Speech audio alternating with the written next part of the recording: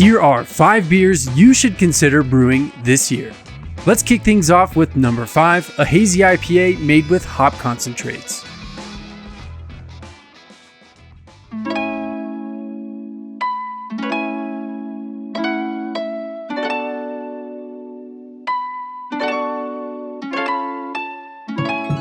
Hazy IPAs, I mean, what can I say? This style is so mainstream that at this point, just about every macro producer in the world has a Hazy IPA in their lineup. Think Terrapin High and Hazy by Molson Coors, Elysian Contact High by Anheuser-Busch, Ballast Point Passing Haze by Constellation Brands, and Lagunitas Hazy Wonder by Heineken. Luckily, while the big boys catch up, smaller producers are experimenting with new hop products to bring us beers like this one, Incognito Mode from Anchorage Brewing. Today, I'm testing a new hop product called Incognito, and we're making a Hazy IPA. Now, let's make some beer.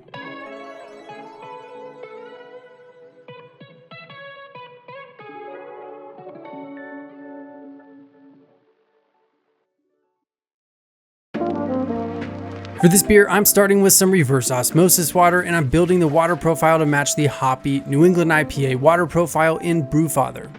Skipping this step would be no bueno, so make sure you slow it down and be intentional with your water choice here.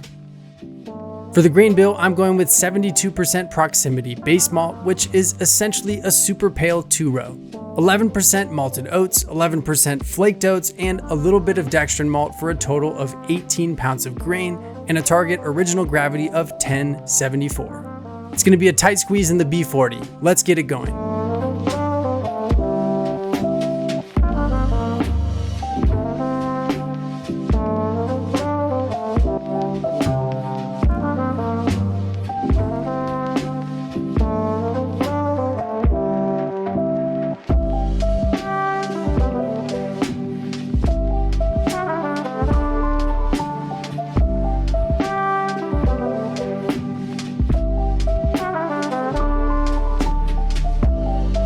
I'm mashing this in at 104 Fahrenheit or 40 Celsius, and I'll keep stirring until everything is nice and saturated.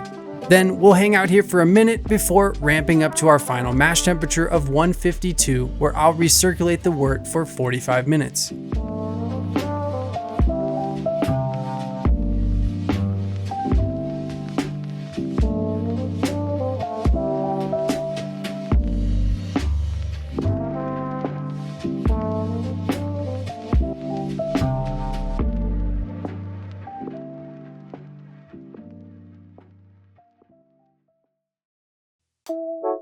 Alright, we've been mashing for over an hour now. Time to yank these grains with a little help from Meg.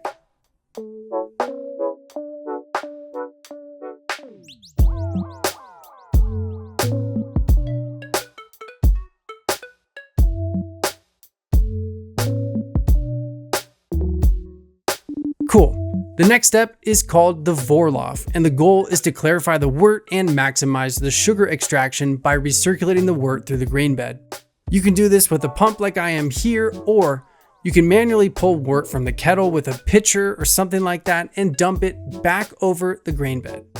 After about 10 minutes, I'm switching to a sparge manifold and rinsing the grains with a little over a gallon of water. Now, let's heat it up to a boil.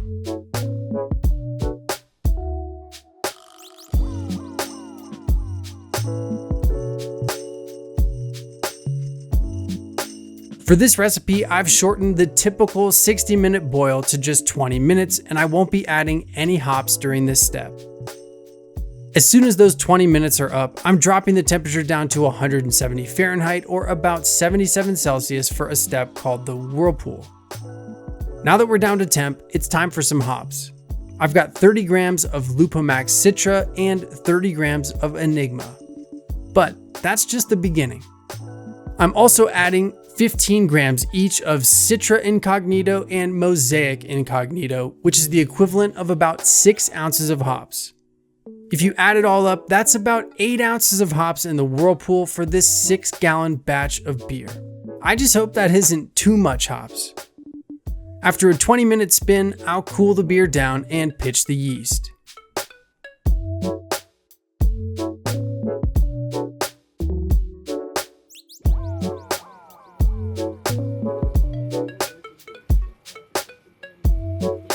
don't forget to close your valves, folks.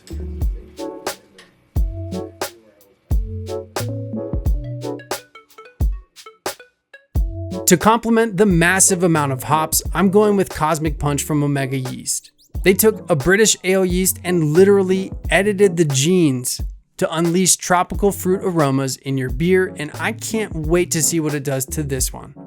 At Heikrausen, I dry hopped with 90 grams each of Enigma and Lupo Max Citra. Now, let's see how it turned out.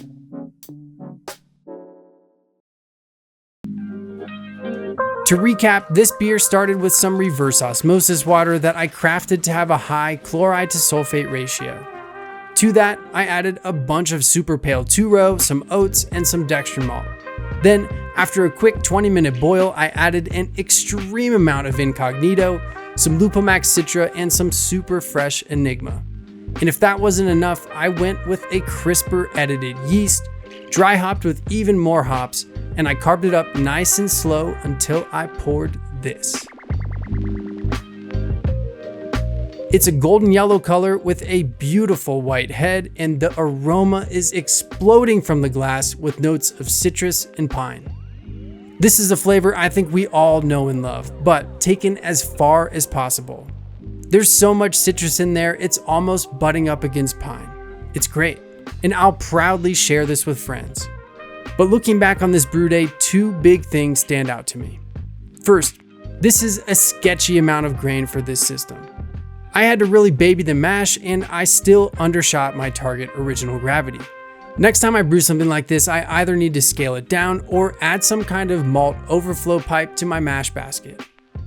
Second, take a look inside this kettle as I transferred to the fermenter. See all that oil on top of the surface? That's incognito, and there's no way it all made it to the fermenter.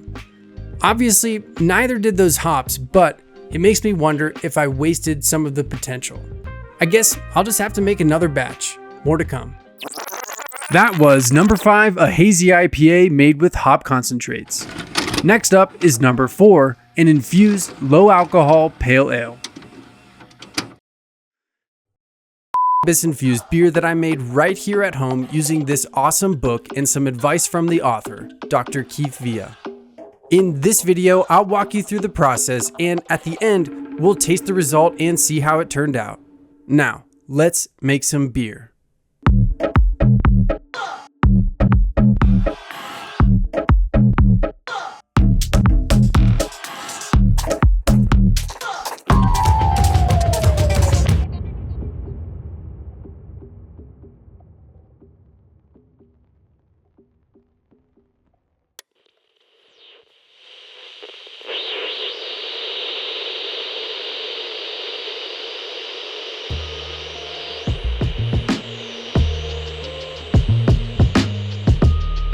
The first step is called the mash, where we'll essentially use water to extract sugars and other compounds from the grain.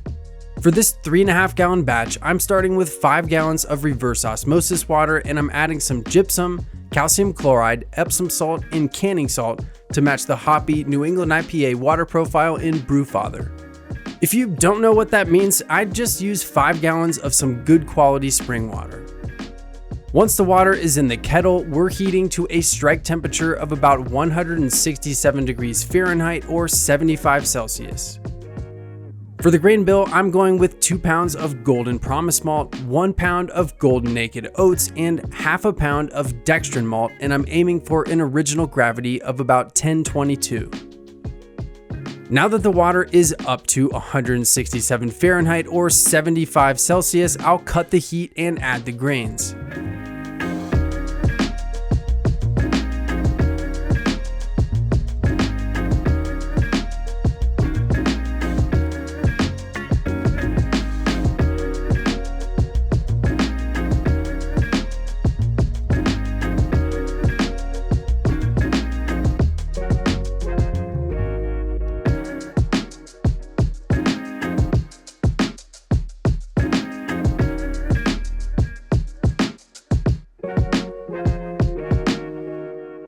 Once the grains are nice and saturated, I'll set the target temperature to 158 Fahrenheit or 70 Celsius and recirculate the wort through the grain bed for at least 30 minutes. The basket on the inside of the kettle will make it super easy for me to separate the grains from the liquid, but if you don't have something like this, you can use a fabric grain bag and simply stir the mash during this step of the process.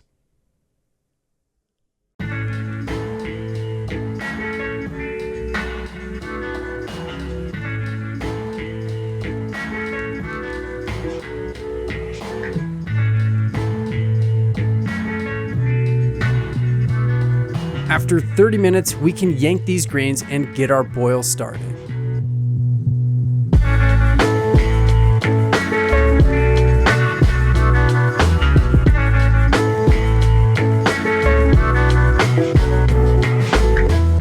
With the grains suspended over the kettle, I'm rinsing them with water until I've collected just shy of 5 gallons total volume.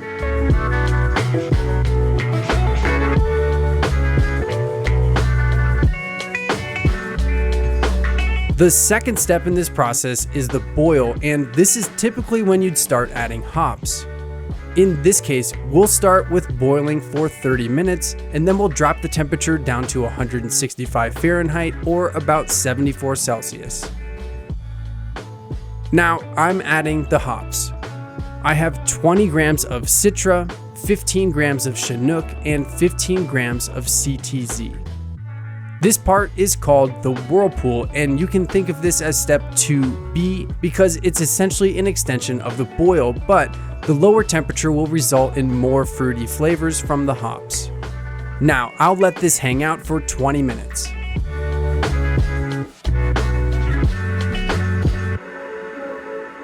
After 20 minutes, it's time to chill this thing down and get ready for fermentation.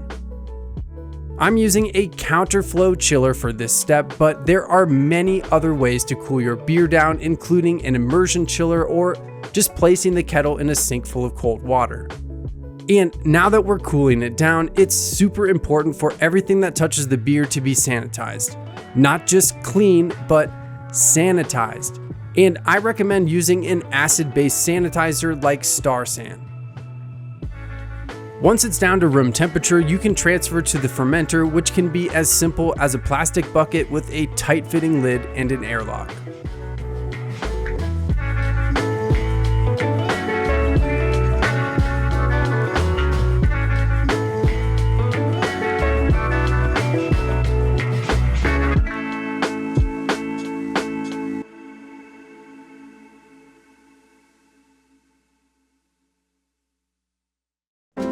Now that everything is cooled down and in the fermenter, it's time to add the yeast. For this beer, I'm going with Windsor from Lallemand, which is an English strain that's only capable of consuming simple sugars. Since we mashed at a pretty high temperature, I'm expecting this to end up at about 1% ABV, which is right in line with Keith's advice. The thing you have to watch out for is if you mix alcoholic beer with THC, there is a crossover effect called it's fading, cross fading, and where you get buzzed and slightly stoned at the same time. And there are people who love that feeling, but there are some people who've never had that, experienced that before, and it could be it could be scary, it could be cause anxiety. So I would say just be really careful if you're going to mix alcohol with cannabis, because doing so together, again, it's called cross-fading. And some people may start to get really dizzy and need to lay down. And others just enjoy it and say, man, that was the best time ever.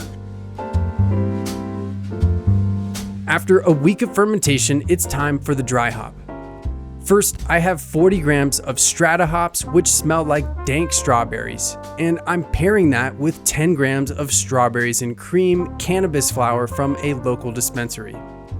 This goes right into the fermenter, and the purpose is purely to add more flavor and dimension to the beer. Since there's a little alcohol in there, we might get a tiny bit of extraction, but this really shouldn't add any THC to the final product. To dose our finished beer, we've got some options.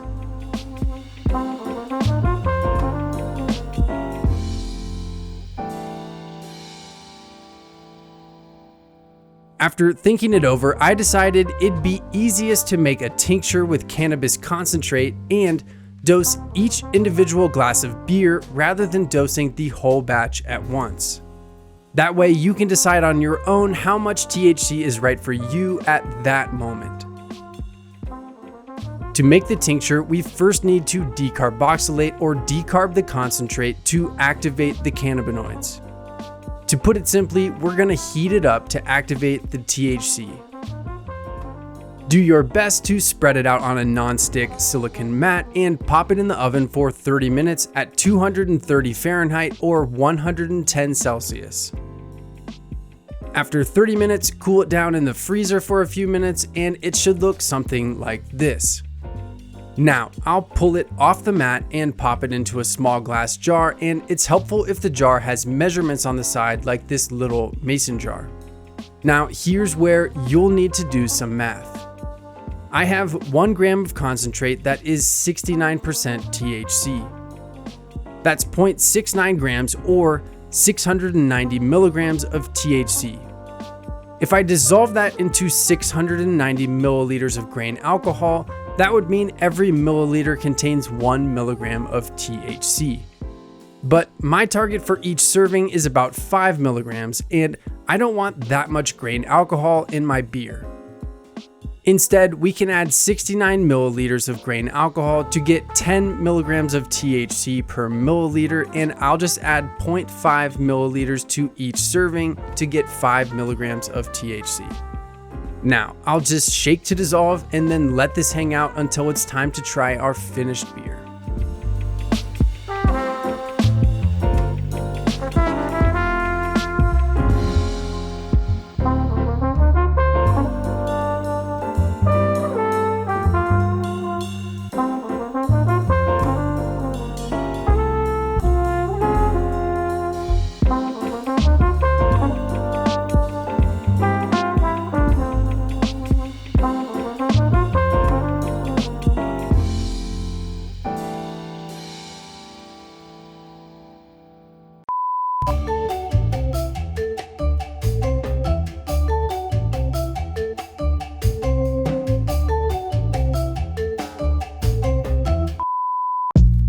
Alright, it's been just under 2 weeks since brew day, and here it is. It's a golden, straw yellow color with a short white head that shows this might need just a little more time conditioning before I call it perfect. Before dosing, it smells like dank fruit and citrus, but you really wouldn't know it has cannabis flower in it. Going in for a taste, it's light and fruity, and I think it works pretty well as a low ABV pale ale, but it does need a little more carbonation. Now, let's shake things up and add half a milliliter of the tincture. Okay, right away, I can smell a huge difference. Much danker than it was before, but I'm still getting that fruit and citrus, and luckily, there's no sign of grain alcohol. The flavor follows suit, but I kinda like what it adds. It's like a funky, grassy strawberry and citrus, and again, no harsh alcohol notes. This is pretty cool, and I can see myself drinking it both ways. Huge thanks to Dr. Keith Villa for the time and advice.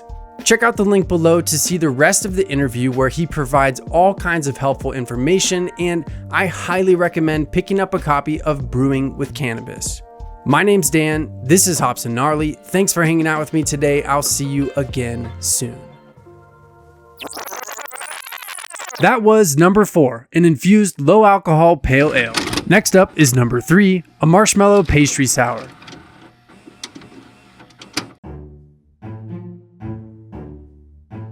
I've been making a lot of dark and heavy beers recently, so I think it's time we switch it up and make something gnarly. This beer from Drecker is a good starting point for what I'm hoping to create. They call this one a smoothie sour, but there's a lot of overlap in these sour styles. Whether you call it a pastry sour, smoothie sour, fruit tart, or anything else, I'm looking for a moderate ABV, a huge amount of fruit, and some spritzy carbonation. I also want to test something out with Philly sour yeast that I've never tried before. Now, let's make some beer.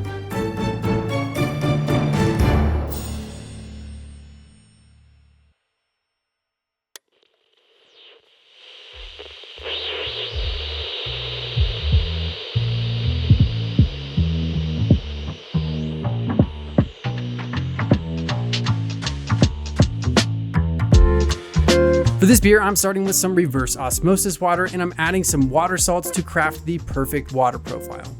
In the past, I've used a drier profile to offset the fruit, but this time I'm going to try my New England IPA water profile and a 2-step mash just to try something different.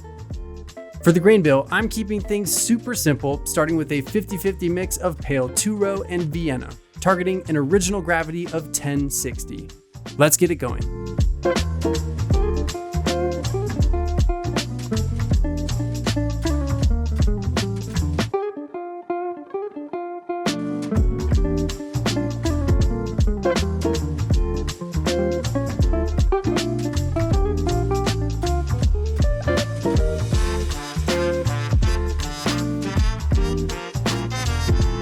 I'll keep mashing this in until everything is nice and saturated, and then I'll start a 30-minute timer for the first mash step at 140 Fahrenheit or 60 Celsius.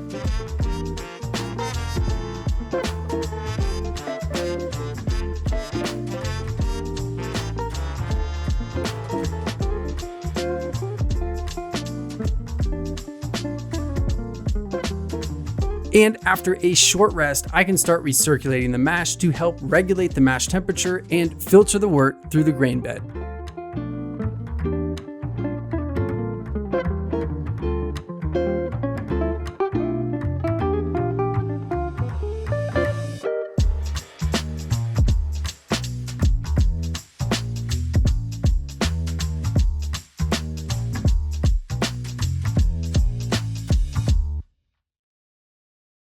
All right, we've spent 30 minutes at 140 Fahrenheit or 60 Celsius, and then 30 minutes at 158 or 70 Celsius. Time to yank these grains and get our boil started.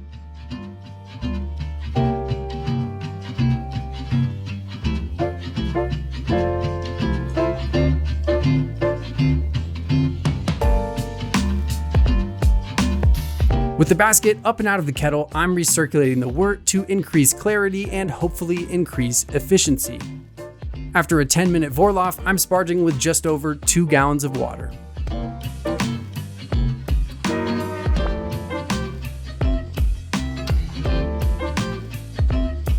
With that out of the way, it's time for our one and only hop addition. Here's 10 grams of Cascade, and we'll start making our way up to a boil.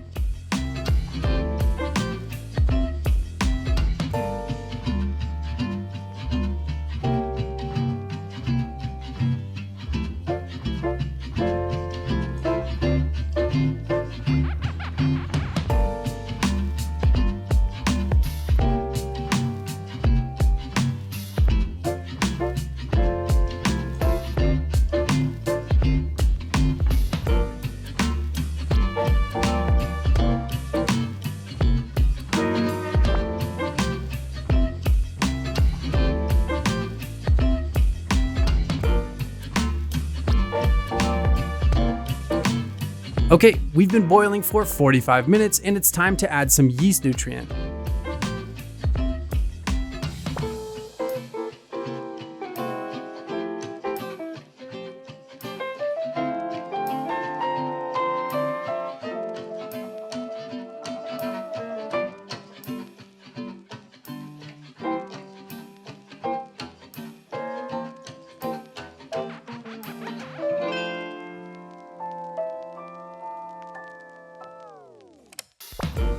A quick 5 minutes later, and it's time to sanitize the chiller.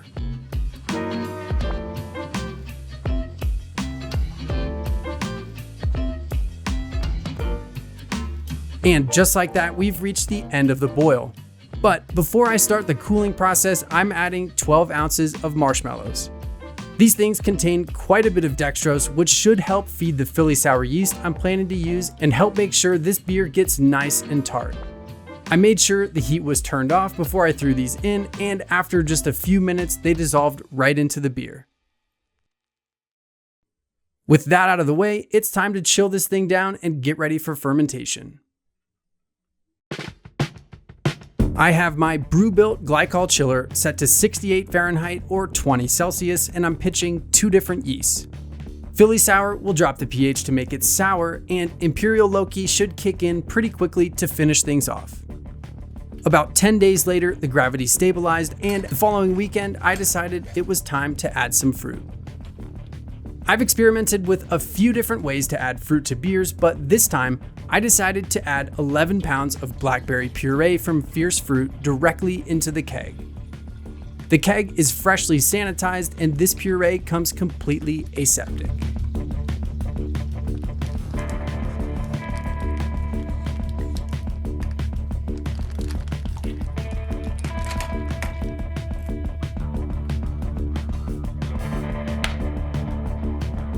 With the fruit in the keg, I'll flush it with CO2 and purge as much oxygen as possible before transferring the beer on top. Now, let's see how this thing turned out.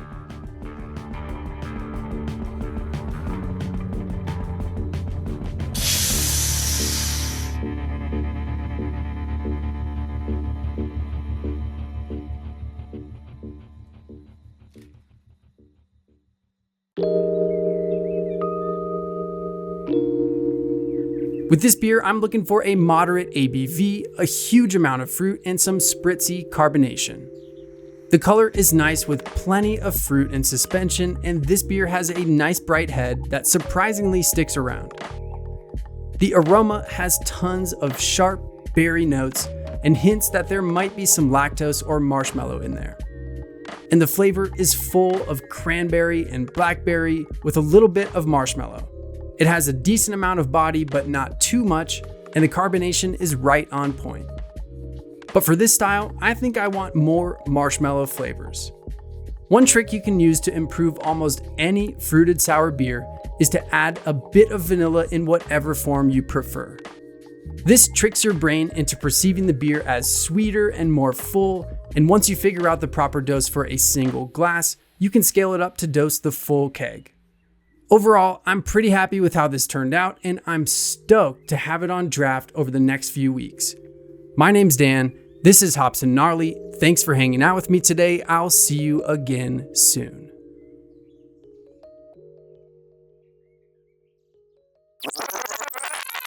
That was number 3, a Marshmallow Pastry Sour. Next up is number 2, a Czech Dark Lager.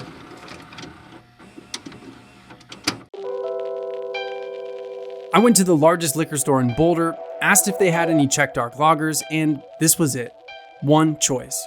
So, they aren't super common, but if you can find one pulled fresh from a side pull faucet, you won't forget it.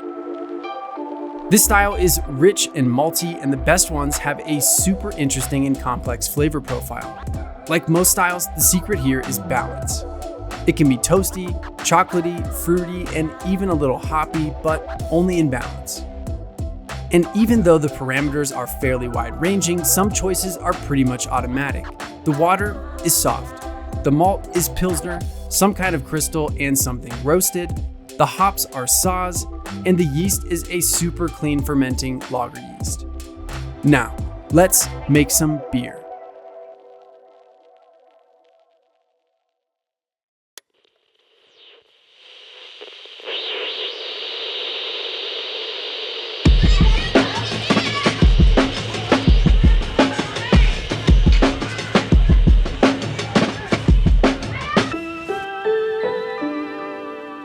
For this beer, I'm starting with some reverse osmosis water, and I'm building a pretty soft water profile by adding some gypsum, calcium chloride, Epsom salt, canning salt, baking soda, and chalk.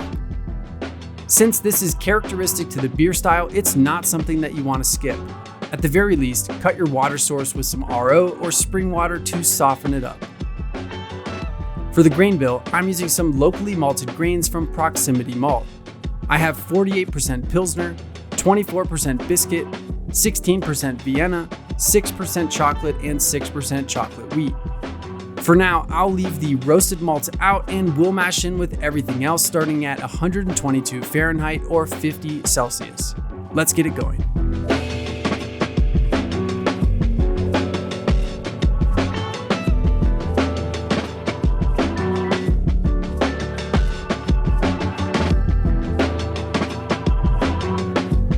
I'll keep mashing this in until everything is nice and saturated, and then I'll let it rest for 10 minutes before increasing the temperature to 140 Fahrenheit or 60 Celsius and starting to recirculate the wort through the system.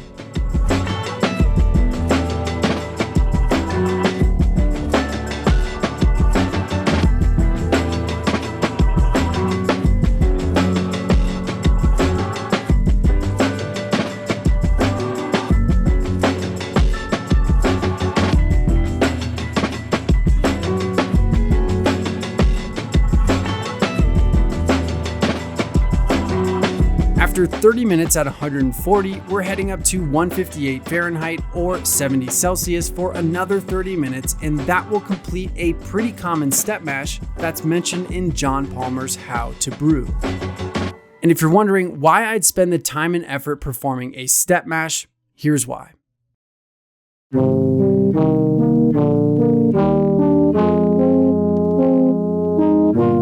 Mashing grains during the brewing process allows the brewer to extract sugars and other compounds from the grains that are needed to make beer. Enzymes from the malt are activated at certain temperatures, and they break complex molecules like proteins and starches into smaller pieces that are potentially more consumable by the yeast during fermentation. But not all malts are created equal. Some malts are only slightly modified during the malting process, which means the enzymes needed to simplify starches into sugars and the amino acids needed for a healthy fermentation are still locked within the cell walls of the grains. For these malts, performing a step mash is a no-brainer and will be required to break everything down. On the other hand, most modern malts are fully modified and everything that's needed to create a healthy fermentation is readily available. For these malts, a step mash isn't required, but it'd be a huge mistake to leave it at that. I see this in forums all the time. Someone mentions wanting to try a step mash and someone else immediately tells them not to waste their time because modern malts are fully modified. But they're overlooking some hidden potential.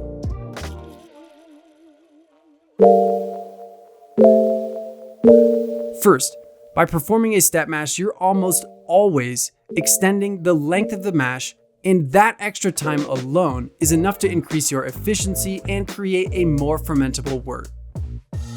Beers that haven't been fermented all the way are strangely sweet and much more likely to develop off flavors and other problems once they're packaged. Not only can the extra time increase your efficiency, but it can also create important flavor differences. When the sweet malt makes contact with your heat source, the Maillard reaction browns the sugars and creates dimension within the malt flavors. But the biggest reason to perform a step mash is so you can take full advantage of the enzymes present in your fully modified malt. The modern malting process does us some favors, but it's up to the brewer to nail the pH and create a good mix of sugars, amino acids, and more to fuel a healthy fermentation.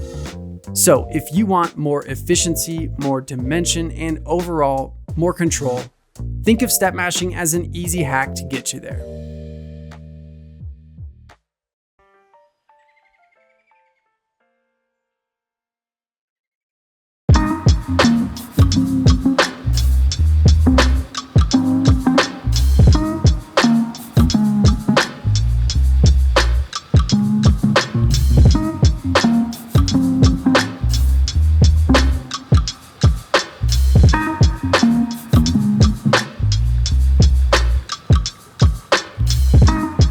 After 30 minutes at our final mash temperature, I'm adding all of the dark malts, stirring everything in, and it's time to yank these grains and get our boil started.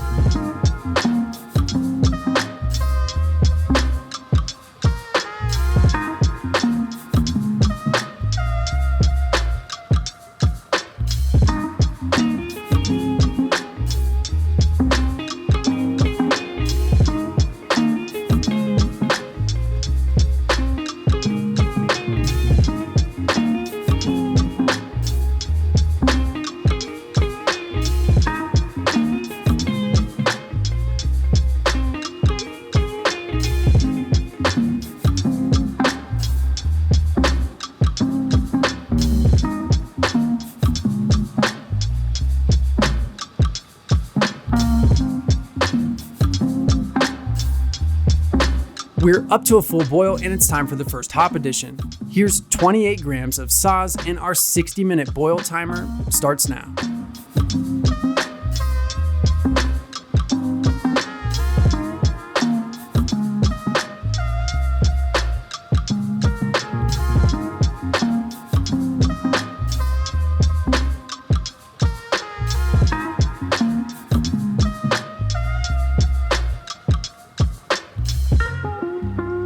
We've got 15 minutes left in the boil and it's time for another hop addition. Here's 7 more grams of Saaz, bringing us up to about 27 total IBUs.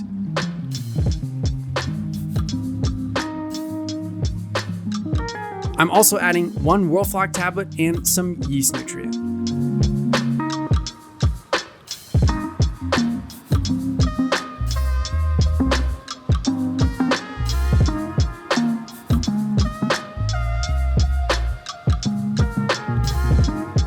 And just like that, it's time to chill this thing down and get ready for fermentation.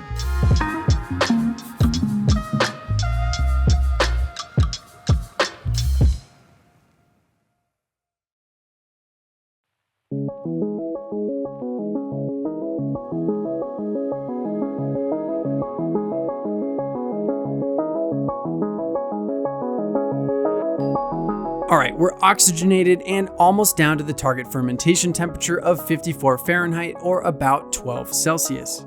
For this beer, I'm going with Imperial Harvest, which should give us a super clean beer. To keep the temperature where I want it, I'm using the BREWBUILT Ice Master 2 glycol chiller, which was provided to me at wholesale cost by More Beer, and the Anvil cooling system provided by Anvil. The jury is still out, but so far I'm really enjoying this chiller and the control it gives me during fermentation. Now, let's see how this beer turned out.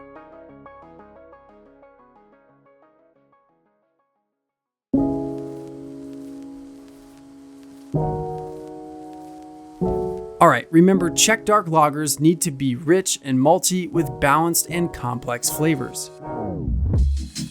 On paper, mine shoots right down the middle, coming in at 5% ABV with 27 IBUs and an SRM of 31. Visually, this thing is dark brown and fairly cloudy with a lasting tan head. The aroma is strong and dominated with rich malt, chocolate, and dried fruit. And the flavor starts with some banana and raisin bread, and then moves into complex chocolatey malt and finishes with some subtle bitterness. I think I did it. This is an awesome beer. And with the National Homebrew Competition right around the corner, this might be one of my submissions. Let me know in the comments what you think about step mashing and check out the description for links to my references. My name's Dan, this is Hops and Gnarly. Thanks for hanging out with me today. I'll see you again soon. That was number 2, a Czech Dark Lager. Next up is number 1, a Catharina Sour.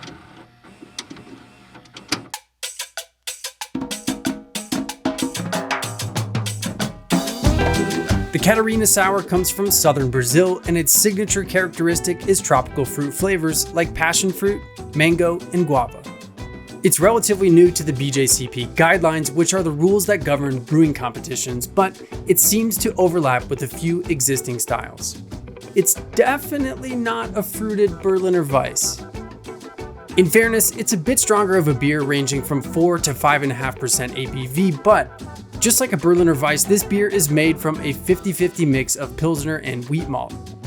Add a modest hop addition, some acidity, and a whole lot of fruit, and you've got yourself a Catharina Sour. Now, let's make some beer.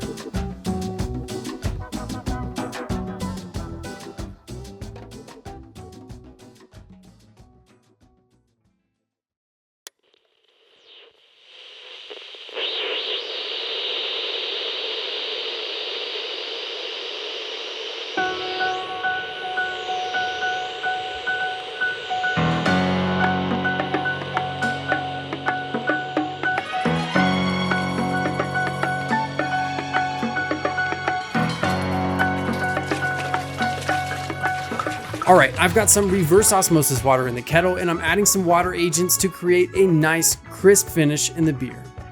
I'll also add some lactic acid to adjust the mash pH to 5.3.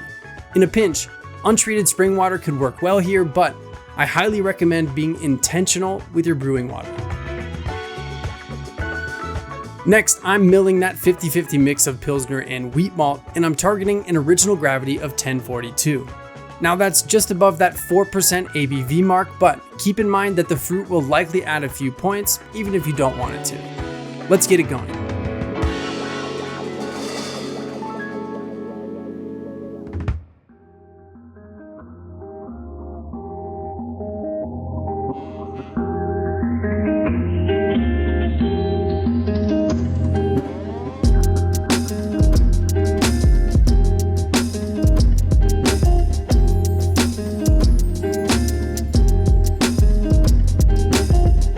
I'll keep mashing this in until everything is nice and saturated, and then wait a few minutes before starting the recirculation. We started at 104 Fahrenheit or 40 Celsius and will quickly ramp up to 148 for 30 minutes and then 158 for 15 minutes.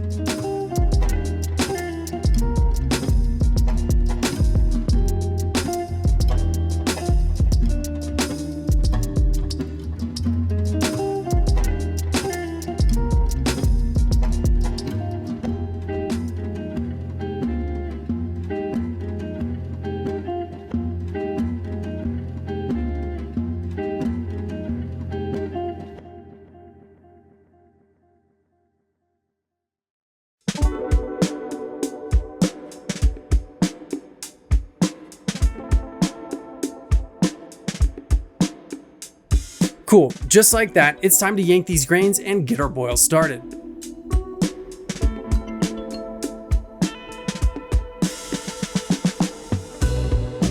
With the basket up and out of the kettle, I'll recirculate the wort through the grain bed for about 10 minutes before cold sparging.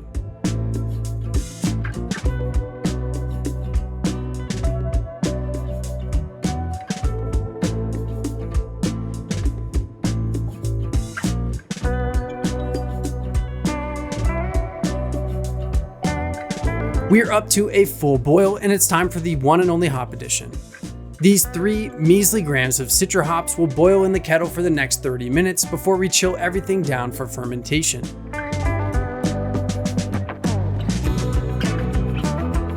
At the end of the boil, I'm connecting my oxygenation stone and transferring to the fermenter where it will be introduced to Lallemand Philly sour yeast and hang out around 68 Fahrenheit or 20 Celsius for the next couple weeks.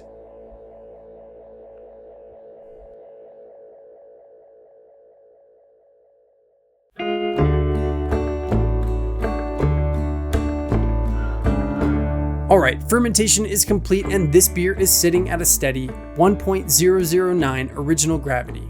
Time for probably the most important component, the fruit. It's also the most expensive component as this box cost me around $65 US. For that, I got 4.4 pounds or half a gallon each of passion fruit and mango puree. I'll add all of that and a little potassium metabisulfite to the keg and then transfer about 3 gallons of our base beer on top. Hopefully that will inhibit further fermentation as the beer conditions. Now, let's see how this beer turned out.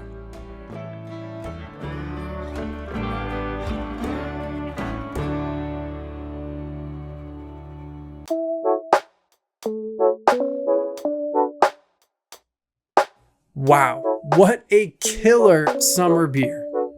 First of all, shout out to Fierce Fruit for the amazing fruit flavor. Not sponsored and I paid full price, but this beer wouldn't be what it is without that fruit. And that's right in line with the style guidelines. We've got this super vibrant golden yellow appearance with next to no head, and we couldn't resist the opportunity to let it shine in the garden. The appearance, the aroma, the flavor, everything points back to the passion fruit and mango. I feel like the sweetness of the wheat malt supports the fruit flavor and helps round out the mouthfeel. I can't taste any hops, funky notes, or off flavors. A couple of these and a breakfast burrito sounds like the perfect Sunday brunch. Overall, I'm stoked with these results and I highly recommend using the recipe below to try it for yourself. But at $65, it might be worth getting creative with the fruit additions. There's a reason this style comes from Brazil. Maybe instead of using tropical fruits, you can try this out with the fruit that grows well where you live. And there you have it, 5 beers you should consider brewing this year. My name's Dan, this is Hops and Gnarly. Thanks for hanging out with me today. I'll see you again soon.